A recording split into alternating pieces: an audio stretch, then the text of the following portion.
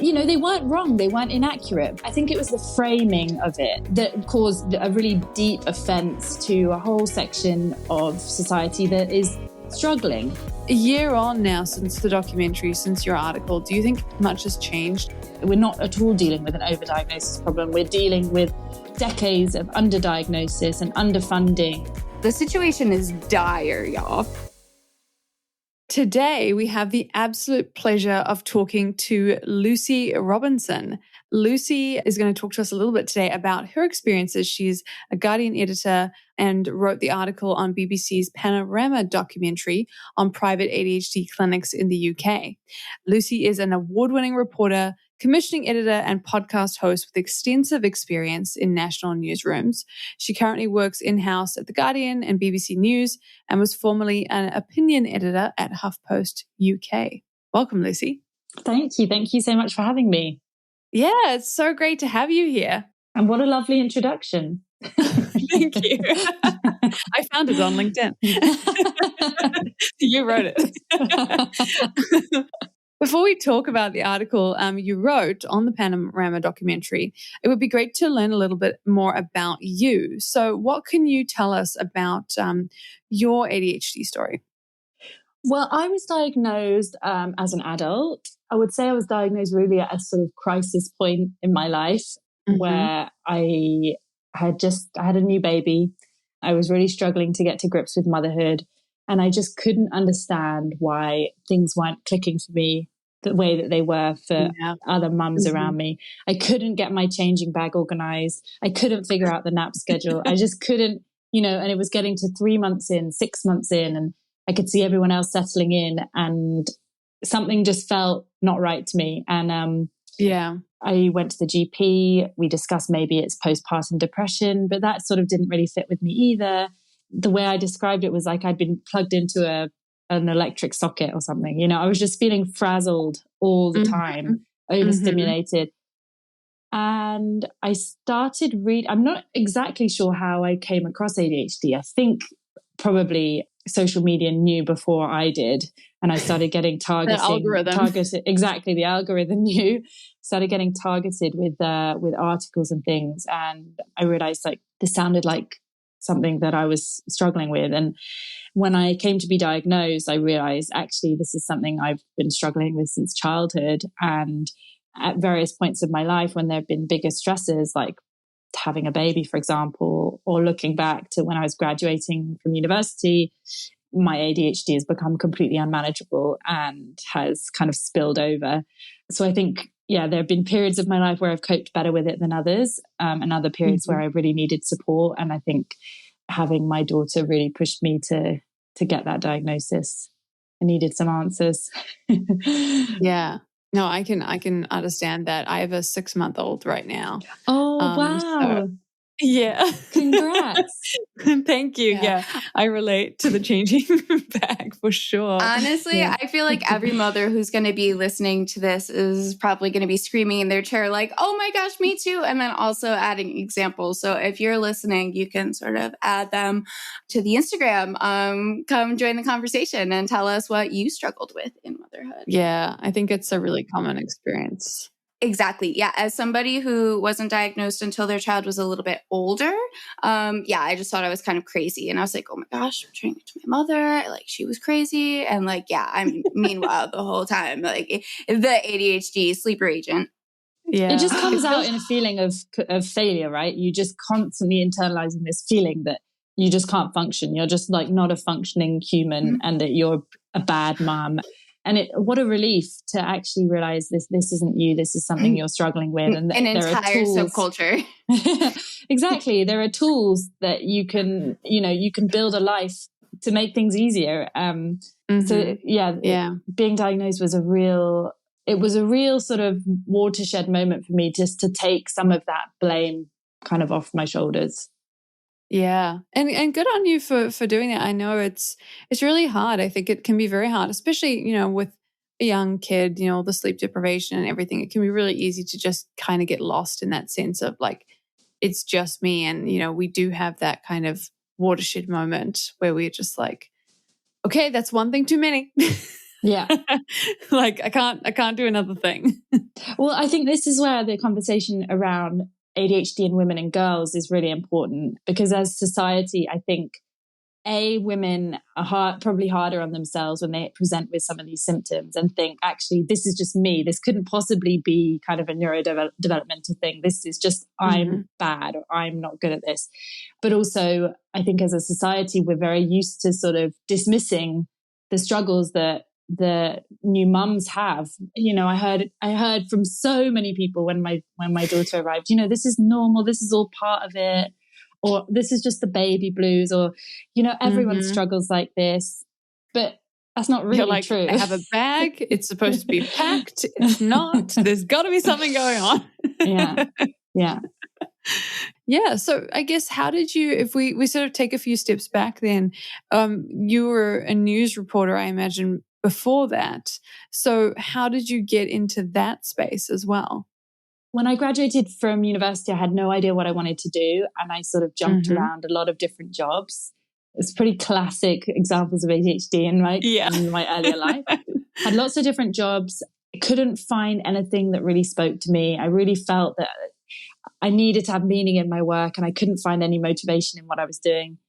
And I come from a family of journalists, and I'd always sort of heard stories that I had taken to be like, wow, journalism is such a cool industry to be in. But also I'd always been discouraged by them from going into the industry just because it's struggling, and it's a hard time to be, well, it was then 15 years ago, and it is now a hard time to be going into media. But I kind of didn't listen, and I just thought, you know what, this does sound fun. It does sound exciting. I want to be able to contribute something and make a difference. I'm a curious person. I love, you know, going down rabbit holes. I like standing up for oppressed people and the little guy. And this felt like the right fit for me. So I did my training when I was 25. So I was a little bit older, and then just kind of went full speed ahead. And I've loved every minute of it, more or less. I'm not doing so much news reporting now. I'm mainly commissioning and editing.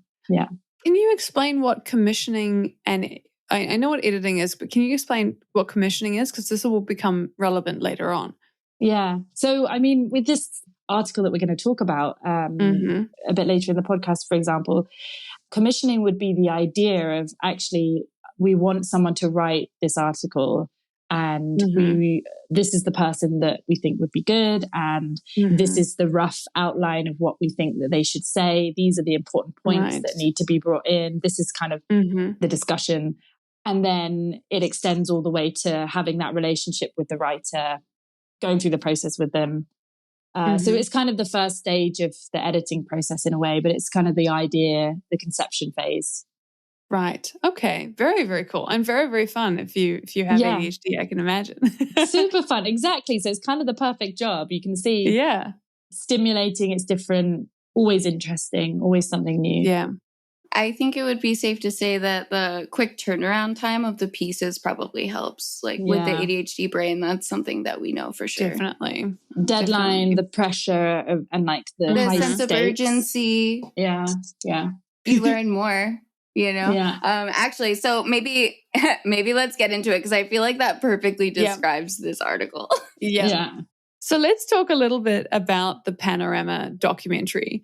For those of you who don't remember, last year the BBC released a documentary called Private ADHD Clinics Exposed, in which a reporter compared his experiences getting an ADHD diagnosis from a private clinic. From a few private clinics, actually, to his experience with trying to get an ADHD diagnosis from the NHS. And, you know, this was a huge documentary, not just in the UK, but also worldwide. I mean, we all heard about it. But it was particularly focused on the UK. And since Sarah is from the US and I live in New Zealand, Lucy, I'd really love to know a little bit about why this documentary was so controversial from your perspective. Well, Panorama is the BBC's sort of flagship investigative program, and it produces really, really top quality investigative documentaries on prime time that aired normally 8 or 9 p.m. So loads, you know, you're going to get a lot of people seeing them. And I think this particular documentary, there was nothing wrong with it in the sense of if you viewed it in a vacuum, I don't think there would be a problem with it. I think the story that the reporter told was valid. There is clearly an issue in some parts of the private sector with the rigorousness of their assessments. What he was exposing was in the private sector, certain clinics have moved in off the back of this increasing demand for, I guess, mental health support in general, and an increasing understanding of neurodevelopmental conditions like ADHD and autism. And the reporter was able to expose that there is a certain level of, what I would describe as profiteering.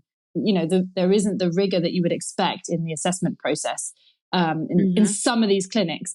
But I think that what really rubbed people up the wrong way and what caused the big fallout was that this seems to be quite a minor problem if you look at the sort of wider picture of what's going on with ADHD in the UK. I think the big issue, the main issue, is that we've got increasing awareness and a huge underdiagnosis problem, and an NHS, a National Health Service, that is absolutely ill-equipped to deal with it. So people are having to turn to the private sector. And I think another thing that really rubbed people up the wrong way is that the majority of the private sector, I think, does complete really rigorous assessments, and you can get really good quality healthcare.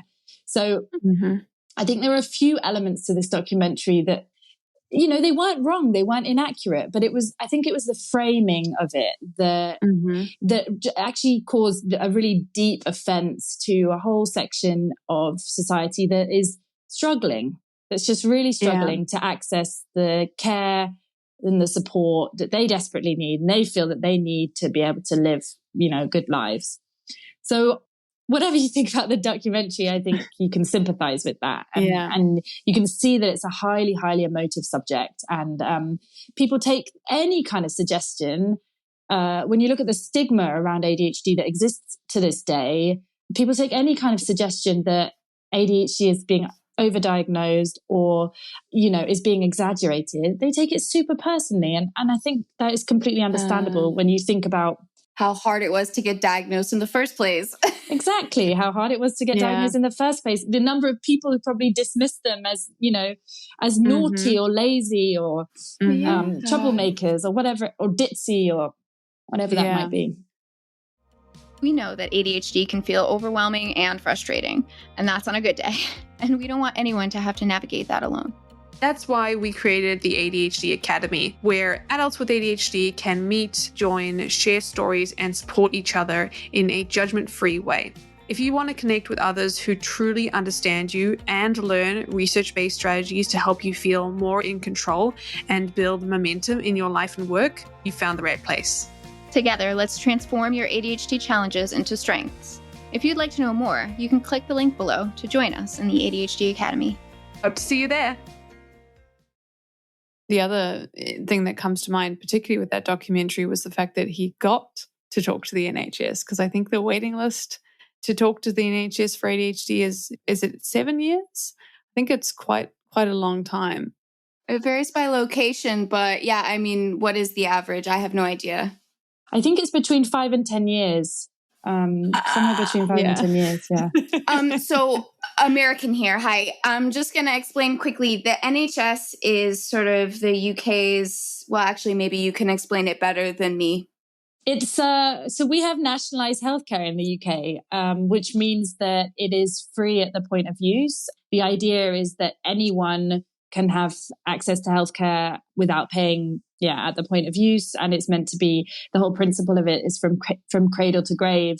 It's the kind of the rock, it's the foundation of our sort of public health, basically. And I think you speak to most Britons and they will be very, very patriotic about the NHS. I think it's something really, really special and to be highly valued, however much it's struggling at the moment. Yeah, I remember learning about that, about the NHS. We have a public health system as well, but I don't think it's as much of a patriotic thing. It doesn't really have a name, which is probably an indication of that. It's just called public health. I think it does have a name, but it's not necessarily known in the same way as the NHS is known. So definitely interesting, I think, because of that and because of the situation with the, and this kind of leads us actually to your interview, because you spoke to Mike Smith, the psychiatrist from the NHS. So do you want to tell us a little bit about how you got that piece? Yeah, so Mike Smith was interviewed in the Panorama documentary. He runs the adult ADHD service in Leeds. He's a senior NHS psychiatrist. And he was obviously interviewed in the context of this specific documentary about these problems that are coming out of the private sector. So I think one of the things that he raised was the fact that some people are coming to him for treatment, or for perhaps who have already been diagnosed, but he can't actually accept their diagnosis because, for example, it's been done by a clinic that hasn't provided a thorough kind of assessment report.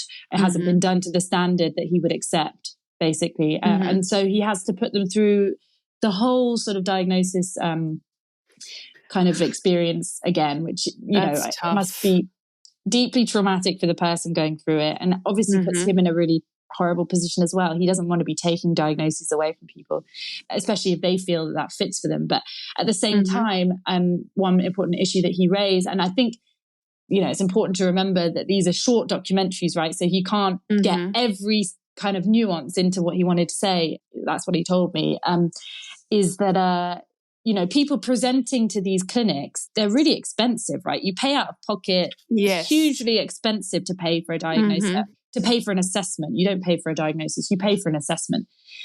They're not going to be presenting because for the fun of it, right? There's obviously something they're struggling with that they want help with. And I think this is one of the important points that Mike Smith raised, is that if it's not ADHD, it's probably something else. Something important enough to spend hundreds of dollars on. And I think that's where it got a little bit, perhaps if it wasn't fully understood from the documentary, in the feedback from viewers, I think people took it to mean, oh, these people are being diagnosed with ADHD and actually they've got nothing and they shouldn't have been diagnosed. But really, what Mike said to me was, this isn't a case of they have nothing. They need proper assessment and they need help with what they're dealing with, but it might not be ADHD. So anyway, so he was featured in the documentary, and I wanted to hear, he was quite heavily criticized in the feedback from viewers afterwards. And I wanted to hear from his point of view why he decided to contribute, what he felt the problem was, and whether really it was right to say that there was an overdiagnosis problem, because I think that's what a lot of people took from the BBC documentary, whether or not that was what they were fully saying. I think that's what people interpreted it to be. So I interviewed him. The interview took probably an hour and a half. So we spoke quite at length about what was going on. And what he told me was really, we're not at all dealing with an overdiagnosis problem. We're dealing with decades of underdiagnosis and underfunding of resources. And we're now getting to a crunch point where this is spilling over and causing kind of all sorts of issues. That's so interesting. That didn't come through in the documentary. Like you said, there's not enough time to really talk about all of these things. Exactly. That's right. But he was well placed to talk about that. He told me that at the time he was waiting, there were more than 3,000 patients on his waiting list. Wow. That's crazy. And that's just in one area of the country, right? Really? Oh my gosh. Wow. Because you hear about this, gosh, I think it's like one of those situations because, we hear a lot of the time that a lot of people want diagnoses. We hear psychiatrists are burned out. They're kind of working, especially where I am. But I didn't realize just how many. But it makes sense. I mean, that's how you get a 10-year waiting list. Well, if you think about the idea that women who were girls in the 90s, who clearly had ADHD, 50% of the ADHD population weren't being diagnosed then. So, there's no surprise that we're seeing such huge increase in numbers.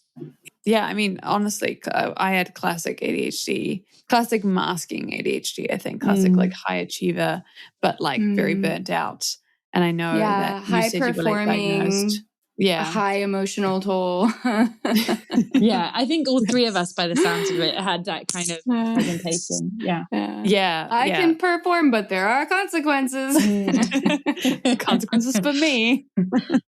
Can I ask about the tone of his voice while he was speaking to you about this issue? Because I'm just trying to gauge like secondhand the passion, because it sounds like, especially if he like was on this documentary and then he was like, oh no, they've painted me in a light.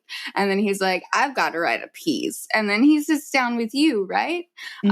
So like, what's his affect? Like, what's his tone of voice? Is he calm and like articulating himself well? Does he have notes? Or is he like, and another thing, and another thing? Yeah, he's super articulate, and I think that comes across in the documentary as well. I think he did have some notes, and there were some specific points that he really was keen to make that he didn't feel came across in the documentary. And I think also he came across as quite. It seemed to me that he felt sorry that he had inadvertently contributed to any kind of distress caused in that community, because his whole professional life is about supporting people with ADHD, right? So I think that would have been his absolute last intention. And oh my gosh, yeah. I love that. I'm glad I asked. Thank you so much for sharing that. Yeah, that would have been pretty rough. Yeah, because I know if it were me, I would have been like probably more on the ranty side of things. But also, like, I'm not a doctor. So maybe I would have learned some special skills in doctor school. But this is a good question, Did you get a public response to this article? And what was that response? Yeah, there was a hugely public response. I think people were pretty... There were a lot of comments to say that they were pleased that some of the things that had really aggrieved them in the documentary had been addressed. And, in black and white, that this is not an overdiagnosis problem. This is an underdiagnosis problem. I think Mike Smith was probably still a little criticized. Some people felt it was too little too late to be publishing something retrospectively. But overall, it was really well received. And I think we got a lot of feedback to say that actually this gives like a really strong overall kind of nuanced view of the picture of what is happening in ADHD in the UK. Yeah, that makes sense. And it is tricky, I imagine. I can't imagine what it would have been like to suddenly have that much attention on you if you're not in that space normally. You do a documentary and then suddenly, if that's how many people are waiting for a diagnosis, I can only imagine how many people are upset by that documentary. I know it was a lot. I think that speaks to the need for there to be a better sort of public understanding of what ADHD is and isn't.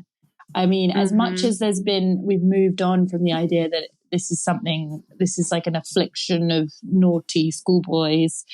I don't think there's a real, like a complete understanding of just how debilitating it can be and how much suffering it can cause. And also kind of secondary suffering too in the consequences of undiagnosed ADHD and the knock-on effects of living a life undiagnosed, which I think is really sad, is ultimately really sad. And I think anyone who is kind of dismissive of people who are going through these struggles, I think needs to bone up a little about, how it can really present. It's not all just being ditzy and daydreaming. You guys know the stats better than I do, but, I'm thinking about alcoholism, mental health issues, addiction in general, homelessness. Yeah, there is an individual cost to going undiagnosed, but there's also a cost to society as well, like a loss. I can't even imagine what the three of us may have done had we been better supported as children, adolescents, young adults, whenever. And the same goes for so many of us, probably like the entire subculture. Yeah. Or even just like getting that late diagnosis. I mean, I was definitely, I was doing a PhD at the time, but I was definitely circling the go and get another degree in a totally different area. It's totally fine. It's not ADHD. Like never actually do anything kind of cycle. Jumping from one thing to another. And exactly. Like never fixing, assuming that the next thing was the solution to the problem that was actually ADHD the whole time. The internal restlessness, like the ants in the blood. Oh, I mean, yeah. isn't it kind of horrifying when you realize you haven't been controlled by kind of logic or rational Oh, thought yeah. for your whole life? That like a lot of your decisions have been pushed by a deficit in brain chemical? That lack of control is a really common element to many late or misdiagnosed ADHDers.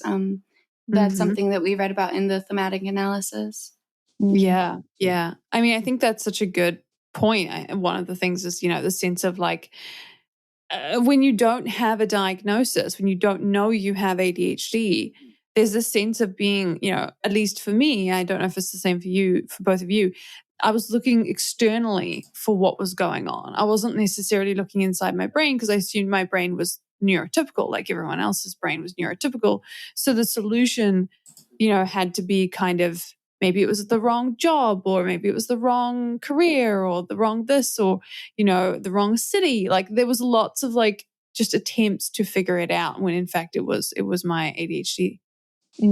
Yeah. I'm just sitting here chuckling because I'm thinking of like a specific meme template because I'm like, wait, you guys thought you were neurotypical? Like, no, I always knew I was weird. I just didn't know like what flavor. So I don't know. Maybe it's just me. Very true.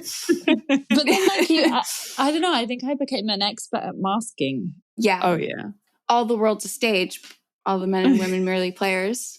We all play many parts. We were just acting. Well said. Yeah. So I guess, in terms of that then, Lucy, we're talking about this idea of the importance of getting a diagnosis and the difficulty, regardless of the documentary and what it found, the difficulty of getting a diagnosis in the UK and worldwide specifically. A year on now since the documentary, since your article, do you think much has changed in the UK diagnostic system? It's hard to say because I'm not super plugged into that, but I would say that the system itself, it can't have changed. A year is not going to be long enough to make any kind of dent in the number of waiting lists without kind of significant investment in more services. I think that's the root of it. But I do think probably a year on, there's more awareness. There's increasing awareness. That's probably adding to the wait list. I don't know what the numbers are now, but it feels that there's kind of two things happening at once. Increasing sort of awareness of what ADHD and sort of some other co-occurring conditions can look like, which is therefore driving more people to be diagnosed, which I think that's positive. I think that can only be positive. If people feel that they've been struggling their whole life and suddenly this sounds like what they've been struggling with and they didn't have the vocabulary for it before, that sounds positive. I can't see that wouldn't be a good thing. But now the services need to catch up to be able to support those people. Yeah. Do you think it had an effect on, and again, you're not an expert in this area, so you might not know, but do you think it had an effect on the private diagnostic system, the documentary? I honestly don't know. I wish I did. I wish I could tell you. Yeah. I didn't look that up. I looked for current events and I didn't see much recently. Actually, there was an article from December basically just saying like the wait lists are still long, guys. Oh, I can imagine.